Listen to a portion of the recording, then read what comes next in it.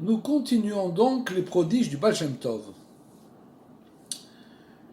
Une fois, le Baal Shem Tov, qui passait dans une ville, en voyant sa maison, la maison d'un homme appelé Rabbi Yosef Melamed, et son environnement, dit: dans cette maison vient un tzaddik. Lorsque Rabbi Yosef le salua, il lui demanda: comment peux-tu habiter à côté de cette église? Je suis un homme pauvre, répondit Rabbi Yosef, et si j'avais de l'argent, cela ferait longtemps que j'aurais déménagé. Peu de temps après, l'église prit feu et le gouverneur de la ville interdit que l'on bâtisse une maison au même endroit. Une autre histoire, un petit peu plus longue. Rabbi Meir raconte que dans cette même ville habitait un artisan qui ne manquait jamais sa prière dans la synagogue. Qu'il pleuve ou qu'il vente, lorsqu'il n'y avait pas de minyan, il y allait et priait seul. Regardant une fois par la fenêtre, tout en fumant sa pipe, avant la prière du matin, le Baal Shem Tov vit l'artisan qui se dirigeait vers la synagogue et il en trembla de stupéfaction. « Regarde, qui est cet homme qui tient son talit et ses téphilines sous le bras ?» demanda-t-il au maître de maison. « C'est un artisan qui se dirige vers la synagogue. Appelle-le et dis-lui de venir me voir. » « C'est impossible, il n'acceptera jamais de venir, répondit le propriétaire. Le Besht se tut. Après la prière, il fit appeler cet artisan pour qu'il lui vende 4 paires de chaussettes, puisqu'il fabriquait des chaussettes. Ce qu'il fit. « Combien vaut chaque paire ?» demanda le Besht. « 1 pièce d'or et demi, lui répondit-il. « Peux-tu me la vendre pour 1 pièce ?»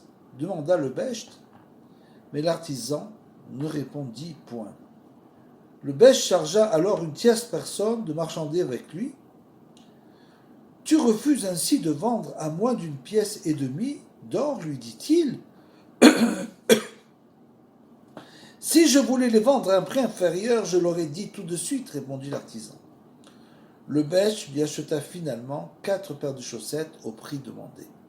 « De quoi vis-tu » demanda le Besht. « De mon métier, répondit l'artisan. « Comment fabriques-tu tes chaussettes ?» Et il lui répondit: « Je plonge mes 40 ou 50 paires dans une auge pleine d'eau chaude et je les écrase avec les pieds pour les ramollir, répondit-il. Et comment fais-tu pour les vendre ? Je ne sors pas du seuil de ma maison. Les marchands m'apportent de la laine que je leur paie en leur laissant une marge de bénéfice. Je leur vends ensuite mes chaussettes. Sachez que c'est pour vous honorer que je suis venu chez vous, dit l'artisan au Besht. Mes sorties sont exclusivement réservées à la synagogue où je fais ma prière avec ou sans minyan. Comment penses-tu financer le mariage de tes enfants ? Demanda le Besht. Dieu me viendra en aide et mon commerce me permettra de le financer, répondit l'artisan. Et que fais-tu quand tu te réveilles à l'aube ? Des chaussettes également. Et comment récites-tu les psaumes ? Demanda le Besht. Ce que je sais par cœur, je le récite, répondit-il. Et alors le Besht dit: ce juif représente la base et le fondement de la synagogue jusqu'à l'arrivée du Messie. Et de là, nous pouvons comprendre l'importance de celui qui gagne son pain honnêtement. Shavua Tov et Chodesh Tov.